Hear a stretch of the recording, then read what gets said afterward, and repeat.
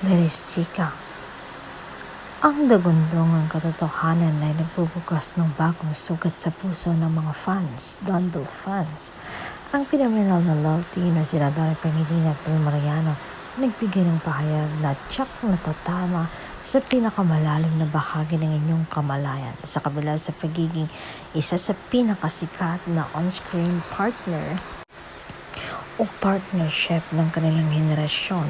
Diretsahang sinabi ng dalawa na ayaw nilang makulong sa pangalang Donbell.